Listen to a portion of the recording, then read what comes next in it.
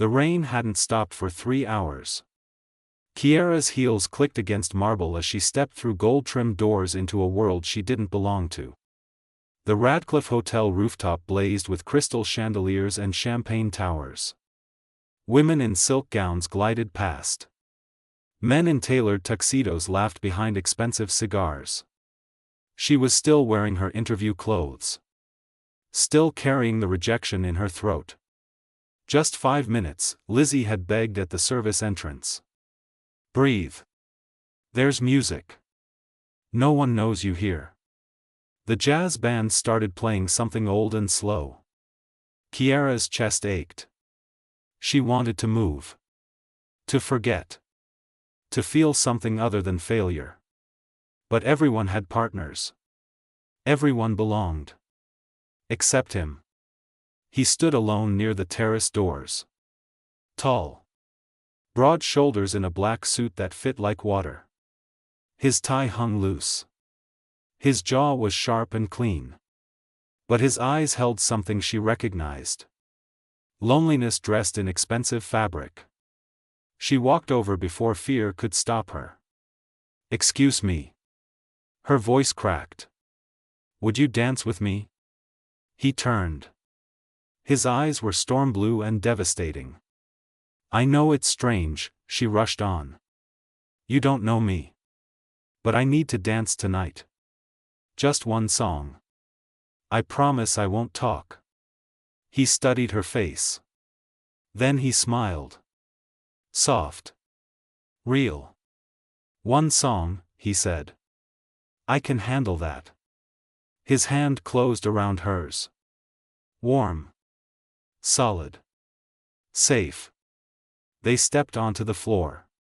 He placed one hand on her waist, barely touching. The other held hers like glass. "I'm Kiara." He hesitated. "Lachlan. Thank you for saving me. I doubt you've ever needed saving." The words hit deeper than they should. They danced through the entire song. Then another. Then 3 more. Her cheeks hurt from smiling. His thumb traced circles on her waist. When they finally stopped, breathless, he led her to the terrace. Rain misted the air. The city glittered below like fallen stars. "Let me guess," she said, wrapping her arms around herself. "Hedge fund guy? Tech developer? Secret prince?" He laughed. Low and rough. "None of the above." "What do you do?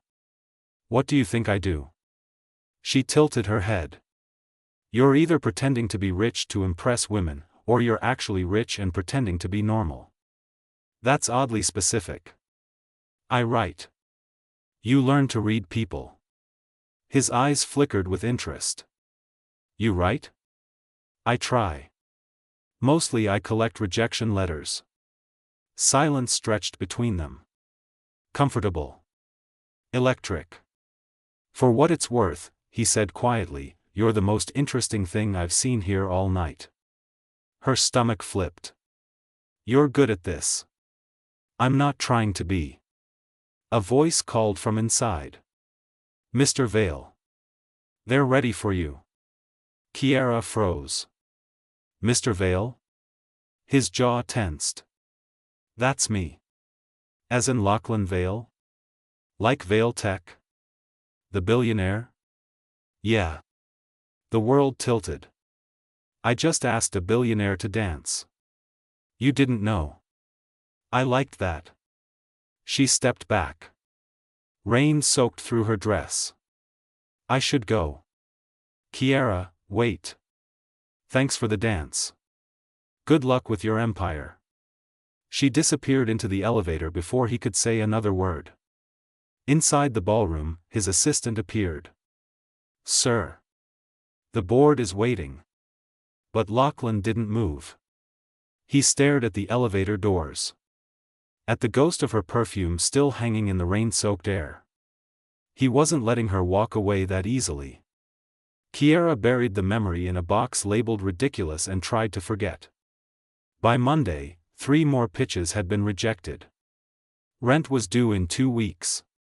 Her savings account mocked her with 3 digits. She was chewing a pen cap when her phone buzzed. "Come to the Grove," Lizzie said. "Now. I'm working."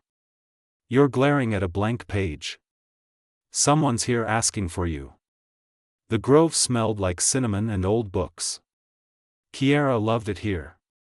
It was the only place that felt like hers. Lizzie stood behind the counter, eyes wide, mouthing something that looked like "oh my God." Then Kiara saw him. Lachlan sat in the back corner. Dark sweater. Tailored jeans. Sleeves pushed to his elbows. His watch caught the light. Probably worth more than her entire year's rent. He stood when he saw her. "I wanted to apologize." His voice was rougher than she remembered. "I should have told you who I was. You didn't owe me anything. It was one dance." "It wasn't just a dance." He stepped closer. "I came back looking for you. Left the meeting early. Went downstairs. You were already gone." Her heart hammered. "You what?" "I've been trying to find you for 3 days." "How did you?" "Your friend." He nodded toward Lizzie, who immediately pretended to clean the espresso machine. "I came here every morning hoping she worked here. Hoping you'd show up." Kiara's hands trembled. "Why?" "Because I haven't stopped thinking about you." The words hung between them. Too honest. Too raw. "You don't know me," she whispered. "Then let me." She should say no. Should walk away. Should protect herself from whatever this was. Instead, she sat down. They talked for 2 hours. About writing. About loneliness in crowded rooms. About the weight of expectations and the fear of failure. "My father built Veil Tech from nothing," Lachlan said, staring into his coffee. "When he died, I inherited an empire I never asked for. A board full of vultures. A life that doesn't feel like mine. Why keep it? Because it's all I have left of him." The pain in his voice was familiar. She recognized it in herself. "My mom died when I was 16, Kiara said. She was a writer too. Never published. Never believed she was good enough. I promised her I'd finish what she started. But every rejection feels like I'm failing her all over again." His hand covered hers. "You're not failing anyone. You don't know that. I know you asked a stranger to dance in a room full of people who would have judged you for it. That takes more courage than anything I've ever done." She looked up. His eyes held hers. "Have dinner with me," he said. "Please." "Lachlan, we're from different worlds." "Good. Mine is suffocating." She laughed despite herself. One dinner." "One dinner," he agreed. But they both knew it wouldn't stop there. 3 weeks later, Kiara stood in Lachlan's penthouse, staring at the city lights 40 floors below. "I got an offer today," she said quietly. "From a publishing house." He appeared behind her. "That's incredible. They want me to write a profile piece. On you." His reflection froze in the glass. "They know we've been seeing each other," she continued. "They think I have access. Inside information. They offered me $60,000. What did you say?" She turned to face him. "I said no." "Kiara. I don't want your story, Lachlan. I want you." He pulled her close. Kissed her like she was oxygen. But neither of them saw the figure watching from the doorway. Marcus, Lachlan's oldest friend and business partner, stood in the shadows. His phone was already recording. 2 months felt like 2 years. Kiara had never been happier. Or more terrified. She was falling. Hard. Fast. Completely. Lachlan took her to gallery openings where she felt out of place, but he held her hand through every uncomfortable conversation. She brought him to dive bars where he laughed louder than she'd ever heard. They stayed up until dawn talking about dreams and scars and all the ways they'd learned to survive. But happiness, Kiara had learned, was always temporary. The email arrived on a Tuesday morning. Subject: thought you should see this. No sender name. Just a link. She clicked it. The article loaded. Veil Tech airs secret romance with struggling writer, a calculated PR move? Her blood turned to ice. Photos. Dozens of them. Her and Lachlan at dinner. At the Grove. Walking through the park. Kissing on his terrace. And quotes. From anonymous sources inside Veil Tech. He needed good press after the merger scandal. Dating a normal girl was the perfect image rehab. She's been seen pitching stories about him to multiple publications. This was transactional from the start. Marcus Chen, Veil's COO, confirms the relationship began the same week the board demanded Lachlan improve his public image. The phone rang. Lachlan. She answered with shaking hands. Kiara, don't read it. Please. It's not true. Marcus confirmed it. Silence. Heavy and suffocating. He what? Your best friend. Your business partner. He told them this was fake. No. No, Marcus wouldn't. It's in the article, Lachlan. With his name attached. She heard him breathing. Heard something crash in the background. I'm coming over. Don't. Kiara. I need to think. She hung up. Stared at the photos. At the life she'd started to believe in. Her phone buzzed again. Lizzie. The Grove. Now. Emergency. When Kiara arrived, Marcus was sitting at her usual table. You have some nerve, she said. He looked up. No guilt in his eyes. Just cold calculation. Sit down. I'm not. Sit. Down. Something in his voice made her obey. Marcus slid a folder across the table. Open it. Inside were documents. Financial records. Board meeting minutes. And a contract dated 3 days before the gala. PR initiative, Project Grounding. Objective: humanize Lachlan Veil through authentic romantic relationship with relatable civilian. Her hands went numb. He knew, Marcus said softly. The night you met him. It was planned. The gala. The terrace. Even leaving early to find you. All of it. You're lying. Am I? Ask him about the contract.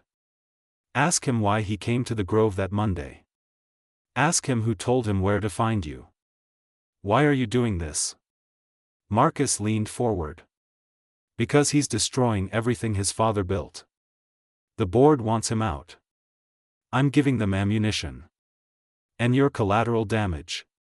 He'll never forgive you.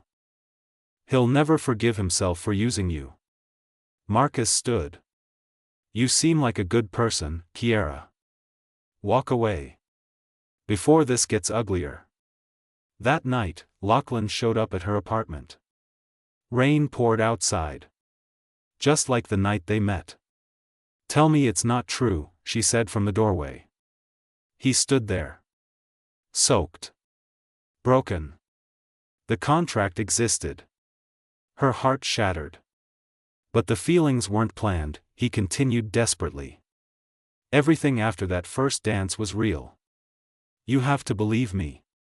How can I? When this started as a lie? Because I love you.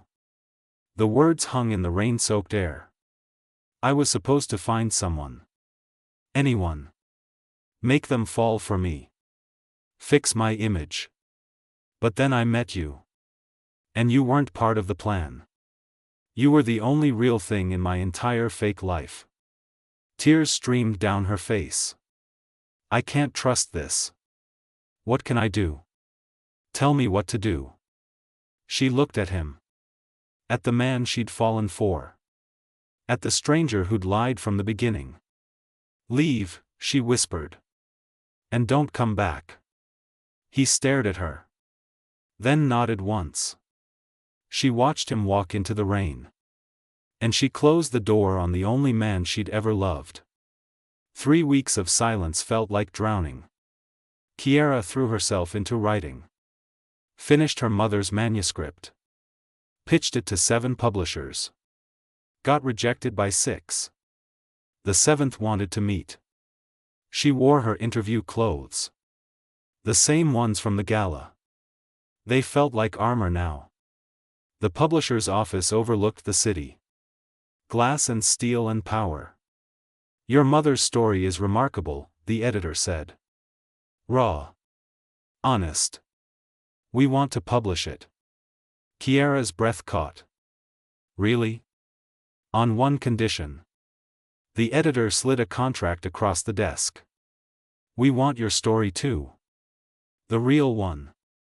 About Lachlan Veil. No. It would be tasteful. A memoir about class, love, betrayal. Your mother's story intertwined with yours. It's perfect. It's private. It's also worth $500,000.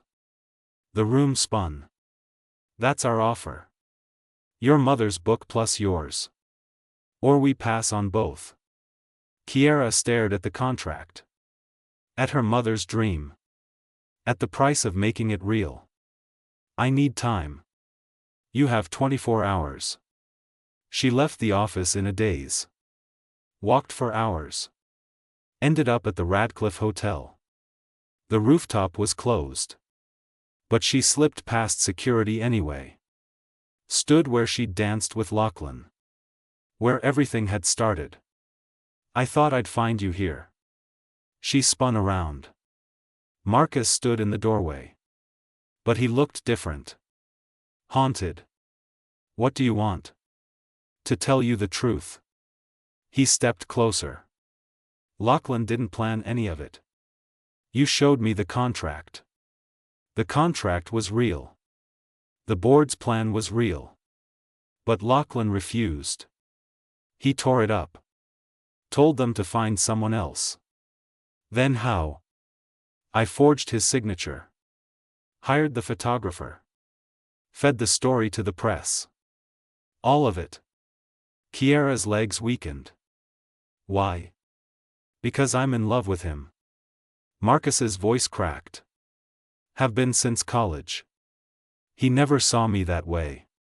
Then you showed up and he looked at you the way I'd dreamed he'd look at me. So I destroyed it. You're insane. I'm desperate. And I was wrong. He pulled out his phone. This is a recording of the board meeting. Lachlan fighting for you. Threatening to burn the entire company down rather than use you. It's proof. Of everything. He held it out. Why are you giving me this? Because he's dying without you. And I realized I don't want him if he's broken. I want him happy. Even if it's not with me. Kiara took the phone. Where is he? The penthouse. But Kiara, you should know. The board gave him an ultimatum. Step down by Friday. Or they leak everything. Every contract. Every secret. They'll destroy him. When's Friday? Tomorrow. She ran. The penthouse was dark. Lachlan sat by the window, staring at nothing. I know the truth, she said from the doorway. He turned. His face was hollow. It doesn't matter. It does. You told me to leave. I was hurt. And scared. And I couldn't see past my own pain. She crossed the room. Knelt in front of him. But I see it now. You fought for me when I couldn't fight for myself. I should have told you everything from the start. We both made mistakes. She took his hands. But I love you. And I'm not walking away. The board is going to destroy me tomorrow. Then we'll burn together. Kiara. I got a book deal today. They want me to write about us. About you. For $500,000. His face paled. And I'm going to take it, she continued. But not the way they want. I'm going to tell the real story. About Marcus. About the board. About corruption and greed and two people who found each other in the middle of a war. That'll ruin you too. Good. Then we'll be ruined together. You'd sacrifice your career? Your mother's dream? My mother's dream was for me to be brave. To tell the truth even when it's terrifying. She cupped his face. You're my truth, Lachlan. He pulled her close. Kissed her hard. I'm going to lose everything, he whispered against her lips. No, she whispered back. You're going to gain me. The next morning, Kiara published the story. Every detail. Every betrayal. Every truth. The internet exploded. And Lachlan's phone rang. The board meeting was a massacre. Kiara sat in the back of the conference room, watching 12 men in suits try to tear Lachlan apart. You've made us a laughingstock, the chairman spat. Your personal drama has cost us 3 major contracts. Actually, Lachlan said calmly, we've gained 5 new ones. Turns out people like supporting a company run by someone human. This isn't about business. This is about trust. You've proven you can't be trusted. No. Lachlan stood. I've proven I won't be your puppet anymore. My father built this company on innovation and integrity. You've corrupted it into something he'd be ashamed of. So here's what's going to happen. He pulled out a folder. Slid it across the table. Those are your resignations. All of you. You have 24 hours to sign. Or I release every illegal contract, every bribe, every backroom deal you've made in the last decade. The room erupted. You're bluffing, the chairman said. Try me. Silence fell like a guillotine. Marcus stood up. I'll sign. Everyone turned. What I did was unforgivable, Marcus continued. I sabotaged this company and hurt people I cared about because I couldn't handle my own pain. Lachlan deserves better. The company deserves better. He signed the paper. Walked out. One by one, the others followed. By sunset, Lachlan owned his company again. And his life. Kiara found him on the rooftop terrace. The same place they'd first danced. It's over, she said softly. Is it? He turned to face her. Your article destroyed my reputation. My relationships. Everything I've built. I know. I'm sorry. Don't be. He smiled. You set me free. What happens now? I don't know. For the first time in my life, I have no plan. No expectations. Just possibility. That sounds terrifying. It sounds perfect. He held out his hand. Dance with me? She took it. No music this time. We don't need it. They swayed in the silence. The city glittered below. Rain misted the air. Just like the first night. I sold my mother's manuscript to a different publisher, Kiara said against his chest. Smaller advance. But they love it for what it is. Not because of you. I'm proud of you. I'm scared. Good. That means it matters. She looked up at him. What if we're making a mistake? What if this all falls apart? Then we'll fall apart together. And we'll build something new from the pieces. You make it sound simple. It's not. It's messy and complicated and probably going to hurt sometimes. But Kiara, I would rather have one real moment with you than a lifetime of perfect lies. She kissed him. Soft and deep and full of promise. When they pulled apart, the rain had stopped. The sky was clearing. I love you, she whispered. I love you too. Even though I ruined your life, you saved it. Somewhere below, the city hummed with life. People falling in love. People falling apart. People choosing courage over comfort. And on a rooftop where it all began, two broken people held each other and chose to be broken together. 6 months later, Kiara's book hit the bestseller list. Lachlan restructured Veil Tech into something his father would have been proud of.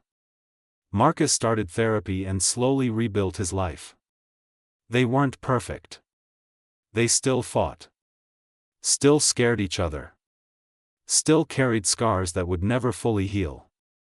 But every Friday night, they went back to that rooftop. And they danced.